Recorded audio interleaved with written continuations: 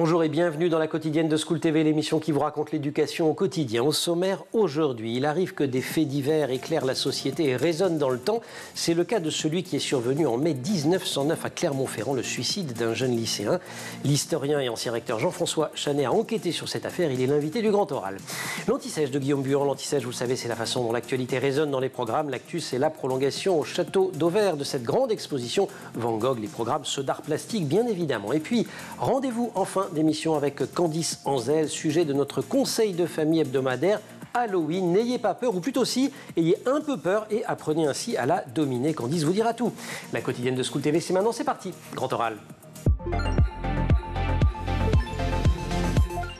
Jean-François Chanet, bonjour. Bonjour. Ravi de vous accueillir. Vous êtes historien, vous avez été recteur d'académie. Vous publiez dans la collection Cette année-là à Clermont-Ferrand, qui est une collection des éditions Midi-Pyrénéennes, un passionnant récit intitulé 1909, un pacte de suicide au lycée Blaise Pascal. Et je voudrais, avant de vous donner la parole, dire pourquoi j'ai trouvé passionnant votre livre. D'abord pour ce qu'il raconte de l'école à l'orée du XXe siècle, c'est l'école des hussards noirs, mais c'est aussi celle de la guerre scolaire entre public et privé. Ouvrage passionnant parce qu'on y croise aussi quelques grands personnages historiques, passionnant encore pour tout ce qu'il dévoile des mécanismes de récupération politique et médiatique qui perdurent aujourd'hui encore autour des mêmes affaires, exactement, qu'il s'agisse du harcèlement ou de la laïcité. Mais on va commencer par planter le décor, si vous le voulez bien.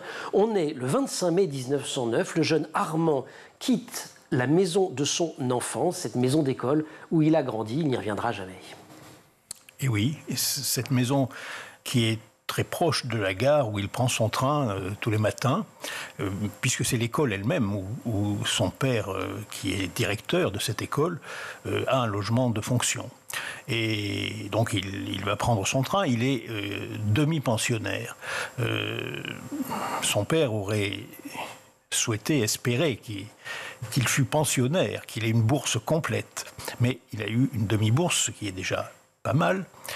Et il part, et il ne reviendra pas, en effet, puisque il va, au cours d'une composition de thème latin, se tirer une balle dans la tête en pleine classe. 15h15. Voilà. Le coup de feu, la détonation explose. Le jeune désespéré, écrivez-vous, a laissé à la place même où il aurait dû faire sa composition un chiffon de papier sur lequel il a tracé ces mots que vous allez dire en latin bien mieux que moi.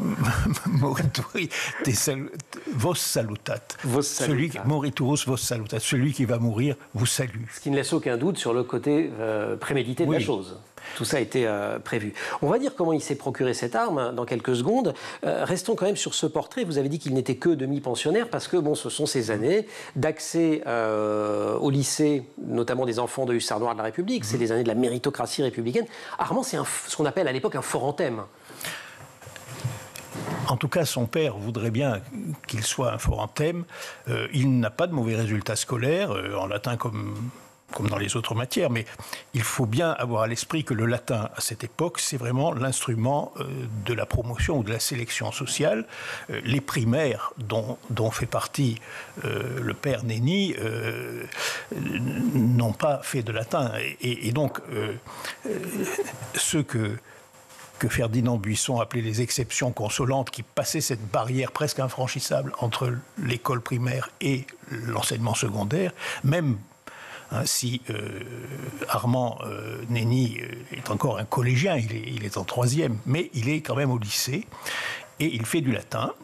Et le fait qu'il se tue pendant une composition de thème latin... ça a un sens considérable. Oui, je pense, parce qu'il avait plusieurs fois annoncé cette intention, et il passe à l'acte ce jour-là, qui est aussi celui de l'anniversaire de sa mère, et pendant une composition de thème latin. Alors, on va revenir sur sa mère dans 3 secondes. Juste d'un mot, parce que vous employez des mots qui vous sont familiers, vous êtes historien, mais rappelez qu'à cette époque-là, l'école primaire ne s'arrête pas à l'équivalent du CM2 aujourd'hui, ça continue un petit peu plus loin, mais c'est une voie un peu séparée, en fait, pour les enfants du peuple, les enfants de paysans, c'est la fameuse école obligatoire, l'école de Jules Ferry. Et le lycée est une filière parallèle, c'est un autre en monde. fait, et qui est le monde bourgeois, qui d'ailleurs parfois est payant, je ne sais pas si c'était le cas à Clermont-Ferrand, il était payant, bien que public, et ce sont vraiment 2 ordres d'enseignement qui sont radicalement séparés. Il faut vraiment avoir ça en tête pour comprendre. C'est le mot juste, c'est-à-dire que nous sommes habitués à parler de degrés, premier degré, second degré, et puis éventuellement, et pour beaucoup, supérieur, enseignement supérieur. Mais pas à cette époque. À cette époque, ce sont deux mondes séparés. Voilà, et c'est vraiment une hiérarchie entre très forte. Le lycée et ce qui n'est pas de l'ordre du lycée. Sa mère, chose promise, chose due, Marguerite, caractère difficile. Il est dans une famille, alors avec ce père, effectivement, hussard noir de la République, directeur d'école, mais à la maison, c'est pas rigolo. Non. Non, et il faut le rappeler, parce qu'on on le sent bien dans la société actuelle, et de la part quelquefois aussi des responsables, une tendance à idéaliser le passé, à entretenir des nostalgies qui n'ont pas lieu d'être, parce que bien sûr que ces hussards noirs de la République ont servi une certaine idée de la République, du patriotisme, etc., ont fait progresser l'instruction, tout ça est incontestable, mais ils étaient eux-mêmes pris dans une logique d'austérité morale, d'exemplarité de conduite et d'exigence à l'égard des leurs, qui était très forte. Bon, parce que le concurrent, c'est le curé quand même. Exactement. Bon, donc il faut se tenir.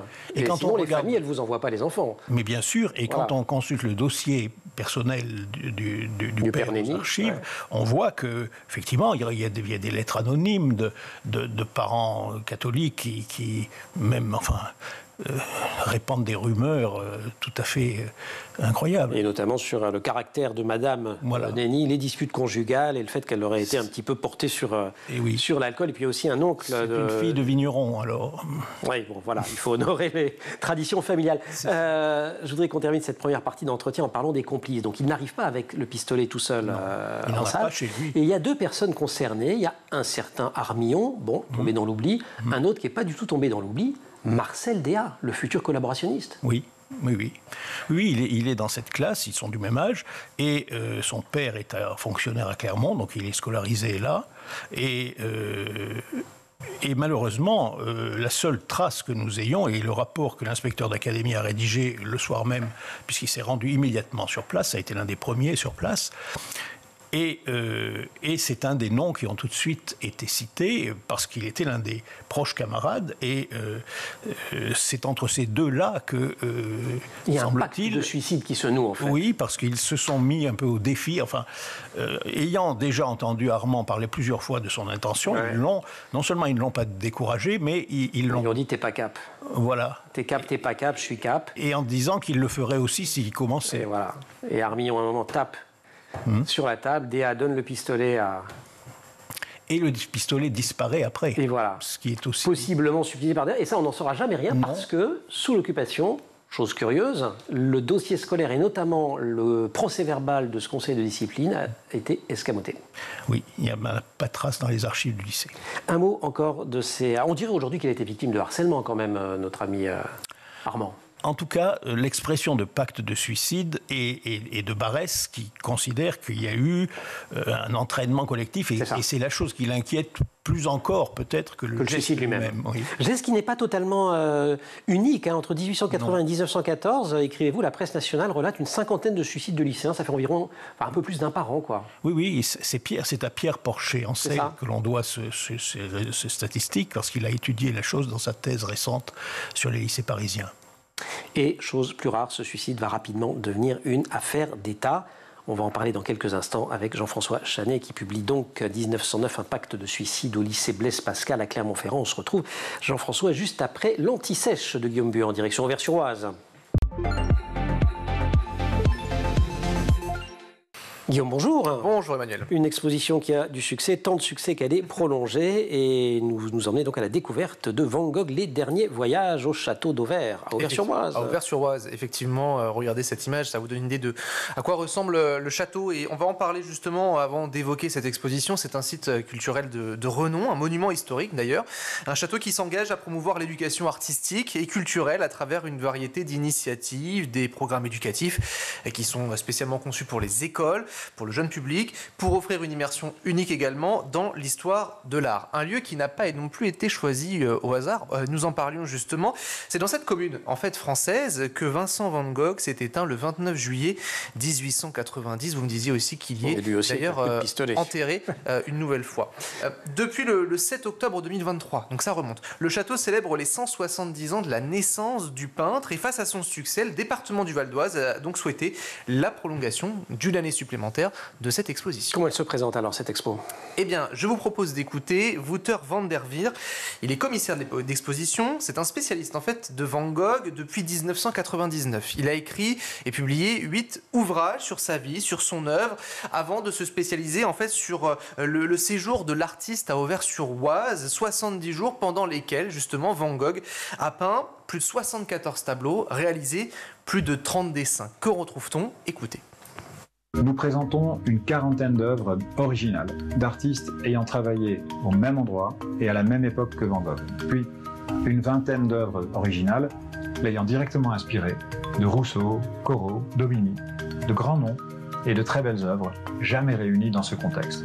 Nous présentons également la vie et le travail de son frère Théo, marchand d'art, avec des gravures originales exceptionnellement prêtées par le musée d'Aquitaine. Nous dévoilons le travail d'une grande artiste un peu oubliée, Léonie de Bourges, avec des œuvres originales jamais montrées ensemble. Alors l'exposition se termine par une présentation immersive dans une grande salle de 300 mètres carrés qui explique les derniers jours de Vincent à travers la vision qu'en avait sa belle-sœur, Johanna. Alors après, en fait, 3 semaines de travaux, la réouverture s'est faite le 19 octobre dernier. L'exposition, c'est jusqu'au 2 novembre 2025. Vous avez le temps d'en profiter. Mais vous aurez donc compris, l'exposition Van Gogh, Les Derniers Voyages, c'est une invitation à plonger dans son intimité personnelle et la profondeur d'un des plus grands génies de l'art moderne. Vous allez avoir 12 salles thématiques, une exposition qui va donc vous guider à travers les moments clés de sa vie, de ses débuts à ses derniers jours. Chaque salle est une fenêtre ouverte sur les sources d'inspiration qui sont variées, qui ont nourri son approche unique de la peinture, de paysage, de ses jeux de couleurs, qui a été utilisé comme autant de reflets dans son intimité. Depuis d'ailleurs cet automne, l'exposition s'est donc enrichie, on l'a entendu. Léonie de Bourges est donc mise à l'honneur, une artiste auversoise, donc contemporaine de Van Gogh, élève de Daubigny, des noms qui vous parlent, j'en suis sûr, partageant notamment avec Van Gogh le goût affirmé pour la vie paysanne, les paysages printaniers, les parallèles entre les travaux respectifs, donc qui vont nous permettre d'approfondir nos connaissances sur ces deux artistes-là. Assister aussi à des conférences animées par des experts qui vont éclairer divers aspects de sa vie. Et puis il y a également des spectacles, de la danse, du théâtre proposés donc aux visiteurs pour vraiment explorer cette vaste vie de Vincent Van Gogh. On a tous cette immersion, votre affaire. Effectivement, et on a tous cet autoportrait aussi de Vincent Van Gogh en tête. On l'apprend notamment à l'école. Si vous le souhaitez, c'est du mardi au dimanche de 10h à 18h. Plein tarif de 12 €, tarif réduit de 7,50 €. Vous allez sur le site château-auvers avec un S, on ne le prononce pas, mais il est bien là, .fr pour plus d'informations et pour les réservations. Courez vraiment voir, c'est magnifique. Merci beaucoup Guillaume pour cette présentation de l'expo Van Gogh, pour cette anti-sèche. Jean-François Chanet, invité du Grand Oral, il publie cette année-là, dans la collection, cette année-là à Clermont-Ferrand, 1909, un pacte de suicide au lycée Blaise Pascal. Grand Oral, la suite. Ce suicide, il en a évidemment beaucoup question à Clermont-Ferrand, mais très vite, l'affaire remonte à Paris. Elle fait énormément de bruit et beaucoup d'explications vont être plaquées sur ce suicide et il va être instrumentalisé, comme on le voit aujourd'hui, quand il y a plein d'affaires. Je vais juste citer rapidement, mais c'est pour l'évacuer Camille Audiger dans Gil Blas, qui écrit « Les causes du suicide chez les lycéens sont multiples, complexes, infiniment délicates et il faut être bien présomptueux pour oser se permettre un jugement d'ensemble basé sur des cas isolés dont on ignore tout. » C'est un peu la seule parole de raison. Et je voulais la citer parce que c'est évidemment ce qu'il faut absolument avoir en tête. Mais alors d'autres ne s'embarrassent pas du tout de ce genre de précautions, à commencer, vous l'avez cité, par Maurice Barrès. Oui, Maurice Barrès intervient par une question au ministre, donc à la Chambre, il est député de Paris. Et le ministre, à cette époque, c'est Gaston Doumergue, dans le gouvernement Clémenceau. Et il a pour particularité d'être protestant, ce qui n'est pas si rare parmi les responsables de l'instruction publique depuis le début de la Troisième République. Et dans l'entourage de Buisson et de Ferry, c'était nombreux. Exactement, ouais. Mais ce qui fera de lui quand même le premier président, et le seul à ce jour, protestant, au moins de culture. Par la suite, président de la République. Mais l'interpellation de Barrès porte sur ce caractère collectif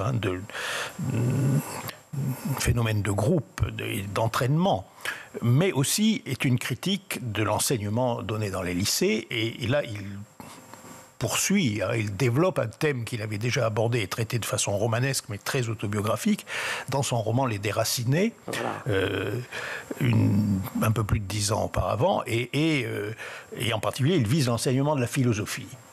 Et c'est un grand combat, il ne faut pas penser librement. En 1909, rappelons-le, on est juste après les lois de séparation de l'Église et de l'État. Et on est dans la phase pleine guerre dite dure de la laïcité, la phase, parce qu'après la Première Guerre mondiale, ça va commencer à se calmer un petit peu. Mais là, on est vraiment dans la dizaine d'années où la guerre scolaire bat son plein. Oui, absolument. Alors, on pense surtout, lorsqu'on parle de guerre scolaire, à l'enseignement primaire, à la morale, etc., à l'école sans Dieu. Mais la question se pose aussi dans les lycées, et à propos des lycées, particulièrement des lycées de jeunes filles, que l'Église catholique et ses partisans dans la droite politique ont eu beaucoup de mal à accepter qu'il y ait un enseignement laïque pour les jeunes filles.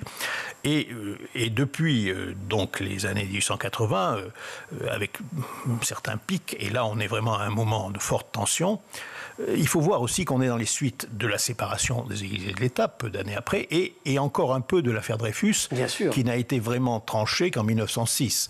Donc tout ça explique d'ailleurs que ce soit des gouvernements plutôt à gauche, le bloc des gauches, au pouvoir, qui mènent une politique laïque au sens où on l'entendait à l'époque, c'est-à-dire sans concession à l'égard de l'Église, et des congrégations qui étaient très importantes dans l'enseignement secondaire. Les congrégations, c'est à ce moment-là, je crois, que culmine le combat contre les congrégations. Avant que finalement on leur dise vous pouvez revenir un petit peu. Mais là, Barrès s'engouffre vraiment dans cette brèche. Il s'appuie aussi, alors je ne sais plus si c'est Barrès ou les autres, mais sur les lectures. Armand a été vu lisant du Schopenhauer, qui a deux défauts. Il est allemand et il est philosophe. Et le troisième défaut pouvant être son œuvre d'ailleurs. Mais... C'est ça. Et il a été traduit par l'ancien professeur de Barrès au lycée de Nancy. Donc ça fait un ensemble de raisons de douter de ce témoignage de l'enfant lisant au bord de la rivière qui traverse son village, du Schopenhauer en classe de 3e. Mais enfin, la chose a été répandue dans toute la presse, et pas seulement donc par Barrès lui-même. Je crois que les besoins de l'âme humaine sont aujourd'hui ce qu'ils étaient hier, et qu'on ne lui fera pas d'atmosphère respirable en dehors de la patrie, de la famille, et il faut bien le dire, de la religion. Citation de Barrès, là encore. Oui. Barrès a un rapport évidemment complexe à la religion. Il n'est pas croyant lui-même, mais il a conscience du besoin auquel elle répond, et en fait il est en pleine méditation pascalienne, ce qui a une valeur plus que symbolique, puisque le lycée porte le nom de Blaise Pascal, c'est la ville natale, ce qui crée un lien particulier pour Barrès, un intérêt particulier. Et on le voit dans ses cahiers, avant comme après le drame, il a des commentaires sur la sous-estimation de l'importance de Pascal dans l'enseignement des lycées, et sur la place qu'il devrait avoir, à cause aussi de ce rapport à la religion, du pari, etc. On n'est pas très loin, finalement, dans ces mécanismes de ce qui peut se produire aujourd'hui. On a un fait divers dans un établissement scolaire, ça remonte très vite à Paris, les politiques s'en emparent, la presse s'en empare. Alors aujourd'hui, ça se passerait sur les réseaux sociaux et la télévision, mais au fond, c'est exactement la même chose. Comment on fait dans un... Et là, je parle à l'ancien recteur, et pas seulement à l'historien, qui a été confronté à des situations difficiles dans les académies que vous avez dirigées. Y compris à des suicides. On l'est toujours, y compris des suicides. Ça devient ce qui frappe beaucoup en lisant le bouquin, là, c'est qu'il y a zéro prise en charge des élèves, de l'établissement. Il n'y a pas de cellule psychologique, il n'y a pas de vie scolaire, il n'y a rien. Oui. Alors pour vous, j'imagine que c'était une priorité quand vous étiez recteur de vous occuper des gens. Oui, la mise en place d'une cellule psychologique est une des premières décisions qu'on doit prendre, une des premières choses que l'on doit organiser quand survient un drame, que ce soit d'ailleurs un suicide. Fort heureusement, ce n'est pas fréquent que le suicide ait lieu dans l'établissement, mais c'est trop fréquent qu'il y en ait pour diverses raisons. Les réseaux sociaux ne sont pas qu'un relais, et c'est un relais immédiat après lequel la presse a tendance à courir, et du coup les politiques aussi. L'enjeu de la communication dans ce domaine comme dans d'autres est premier, on pourrait dire, mais c'est aussi le théâtre où se jouent les rapports entre les élèves.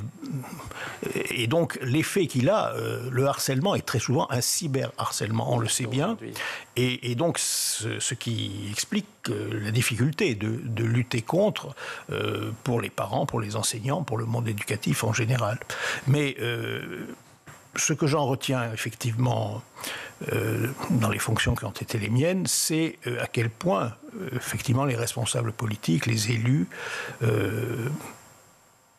peuvent faire passer avant tout la question de la communication, les risques d'instrumentalisation. Vous dites les choses poliment parce que vous êtes ancien recteur. Au risque des faits divers, au risque d'aggraver les situations. Et au risque d'instrumentaliser eux-mêmes les choses. Mais oui, bien sûr. Dernière question, Jean-François Chanet, parce que c'est important. Moi, j'ignorais tout de ce fait divers. En revanche, vous m'avez rappelé que j'ai un jour lu Les Faux monnayeurs de Gide. C'est peut-être le cas de quelques autres. J'avoue que j'ai pas lu Jouando et je me souviens pas d'avoir lu Vialat, mais bref, il y a eu il y a eu un héritage littéraire très très puissant de cette histoire-là.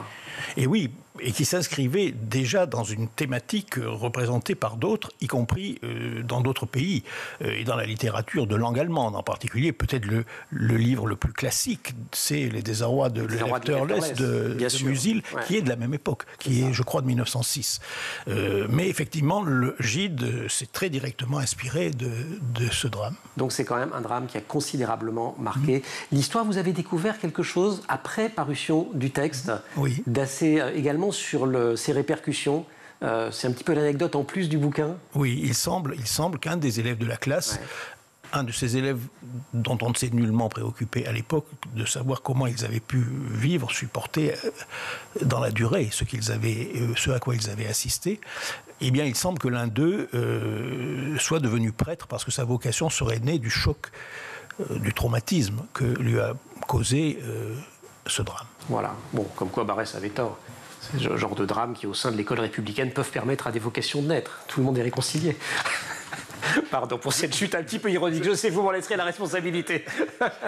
Barès avait avec la religion des rapports trop compliqués pour n'avoir pas été capable, le cas échéant, de trouver son intérêt. Me voilà barésien, j'ai honte.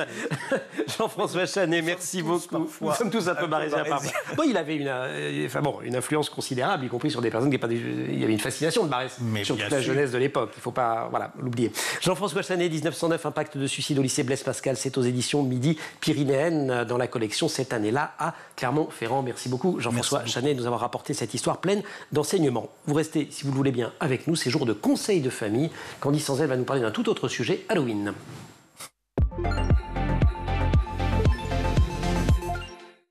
Candice Sanzel, bonjour. Conseil de famille, c'est notre rendez-vous avec vous. Session destinée à parler de parentalité dans l'émission. Halloween arrive dans quelques jours et avec Halloween, les déguisements effrayants, les films d'horreur, les maisons hantées. Pour les enfants, c'est une fête qui est assez excitante, mais parfois la peur peut devenir trop intense, notamment chez les petits. Et en tant que parent, comment gérer cette peur de manière constructive et peut-être même, puisque vous êtes toujours très positive, la transformer en opportunité de développement émotionnel? Tout à fait, parce que Halloween, c'est bien plus qu'une fête de bonbons, de déguisements effrayants. C'est vraiment une occasion aussi d'apprendre justement à surmonter ses peurs, à les apprivoiser et puis pourquoi pas à les transformer en force. Donc on va voir que je vais vous montrer, je vais vous donner quelques petites techniques à vous les parents pour justement aider vos enfants. Alors les enfants, surtout les plus jeunes, ne font absolument pas la différence entre la réalité et la fiction. Donc une fausse araignée géante dans le jardin peut vite devenir une menace absolument terrifiante. Même chez les très grands enfants. Même chez les très grands enfants, c'est vrai. Oui. Alors, rappelons que la peur, avant tout, c'est une émotion qui est naturelle, qui est même utile et elle permet de, justement, repérer les dangers, de s'en protéger. Alors, pour aider votre enfant à surmonter ses peurs, la priorité, c'est de commencer déjà à reconnaître et à les valider. Donc, on lui dit pas, t'inquiète pas? Alors, on dit pas, t'inquiète pas, c'est la petite bête qui va manger la grosse. D'accord. Ben non, on ne dit pas ça. C'est pas ça, c'est que ça va pas être rassurant. Quand vous dites à un enfant, mais arrête d'avoir peur, lui, il continue d'avoir peur en fait. Ça ne va pas le rassurer. Alors que si on a une approche plus empathique, comme écoute, oui, je comprends que tu aies peur de ce zombie, c'est vrai qu'il a l'air effrayant, même moi j'ai peur parfois. En fait, on est dans une démarche plus empathique et cette reconnaissance de ses émotions va lui permettre en fait de se sentir à la fois compris et aussi plus apte à gérer sa peur et pouvoir la verbaliser. On n'y va pas aussi petit à petit, non? Alors, on y va petit à petit. Par exemple, si un enfant a peur des décorations d'Halloween, on va pas le forcer en fait à le mettre en plein dedans. On va effectivement faire ça progressivement. On va commencer par exemple par regarder les décorations un petit peu de loin ensemble, puis petit à petit on va se rapprocher et puis on va lui expliquer ce qu'il voit. On va démystifier finalement aussi ce qu'il voit. Tiens, tu vois, ça, c'est pas du sang, c'est du ketchup. Et puis on va utiliser finalement l'humour aussi, une petite touche d'humour. Par exemple, tu vois cette araignée géante, dis donc, elle a l'air d'avoir fait un régime. Regarde ses pattes, regarde son corps, comment il est tout fin. Tu as déjà vu une araignée avec un petit bonnet, toi? Donc, c'est souvent votre truc quand même, hein, l'humour, vous, dans les conseils que vous donnez pour fuir. Alors, ça permet de désamorcer encore plus la peur. C'est vraiment une arme très, très efficace. Alors, Halloween, c'est vrai qu'avec son cortège de créatures effrayantes, c'est vraiment une période qui invite justement à jouer avec la peur, mais plutôt que de l'éviter ou de la minimiser, c'est une occasion justement d'apprendre à l'apprivoiser. Donc vous pouvez par exemple organiser des activités où la peur va être par exemple tournée en dérision. Donc on peut inventer des courses pour attraper les monstres, on peut inventer des histoires de fantômes effrayants mais rigolos et maladroits, ou encore le concours du cri le plus fou ou le plus drôle. Ah oui, d'accord. Vous attendiez à ce que je vois. Alors là, extraordinaire. Premier prix, je suis terrorisé en attendant. Et en rendant finalement les peurs ridicules, on les réduit à quelque chose de plus gérable. Moi, par exemple, qui dans mon cabinet gère beaucoup d'enfants qui viennent avec des phobies, d'araignées, de guêpes, en fait, en changeant les rayures de la guêpe, au lieu qu'elles soient jaunes, tiens, si elles étaient d'une autre couleur, qu'est-ce que ça pourrait être? Si elles sont roses, par exemple, qu'est-ce que ça fait pour toi? En général, ça minimise énormément les peurs, et c'est comme ça qu'on travaille souvent les phobies. Donc en jouant avec les peurs, les enfants vont apprendre à la voir autrement, comme quelque chose justement qu'on peut apprivoiser et transformer par exemple en jeu. Et puis c'est aussi une opportunité de retrouver de la confiance en soi pour les enfants. Tout à fait, parce que le sentiment finalement d'impuissance, il est souvent au cœur de la peur. Donc permettre à l'enfant de choisir un costume qui le rassure ou de décider quelles activités il souhaite participer le jour d'Halloween va lui redonner du pouvoir sur ses émotions, et c'est bien sûr ce qu'on cherche. Donc Halloween, c'est aussi l'occasion d'apprendre à dépasser ses peurs et se sentir fier finalement d'avoir surmonté un moment difficile. Donc célébrer même les petites victoires, comme le fait d'avoir osé rentrer dans une maison hantée ou d'avoir traversé une rue décorée de manière effrayante, peut juste suffire pour que l'enfant prenne confiance en lui pour faire une étape un peu plus compliquée la prochaine fois. On me murmure dans l'oreillette que vous avez une recette magique qui fait pchit et qui chasse les vilains monstres et fantômes, c'est quoi? Oui, c'est le pchit anti-monstre. Alors c'est très pratique avec les enfants justement qui ont peur d'aller dormir, qui ont peur des monstres, qui ont peur des fantômes, qui ont peur même du noir. Il s'agit de fabriquer un pchit, donc un pchit anti-monstre. Donc c'est facile à créer, je vous donne la petite... Exactement, on prend un spray quelconque. On va faire on trouve plein d'étiquettes anti-monstres à décorer, découper, tout ça. On va la coller et ensuite on va mettre de l'eau avec quelques gouttes d'huile essentielle de lavande pour ses vertus calmantes et sédatives. Pas mal avant d'aller dormir, et de fleurs d'oranger qui agit sur l'agitation et la nervosité et qui calme l'anxiété.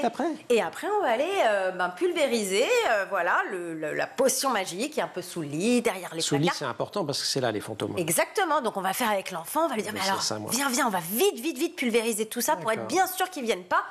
Et c'est l'enfant qui va pulvériser sous le lit, derrière, dans le placard. Ouais, c'est malin votre truc. Et après, on se retrouve avec des enfants qui, une fois adolescents, font des trucs terrifiants pour Halloween et vous font la trouille à vous, les parents. Ouais, c'est vrai. Moi, par exemple, quand je regarde un film d'horreur, je suis obligée de le regarder. Et alors, j'arrive à ne pas avoir peur parce que je suis chez moi, barricadée, les volets fermés, les portes fermées. Je sais qu'il ne peut rien m'arriver.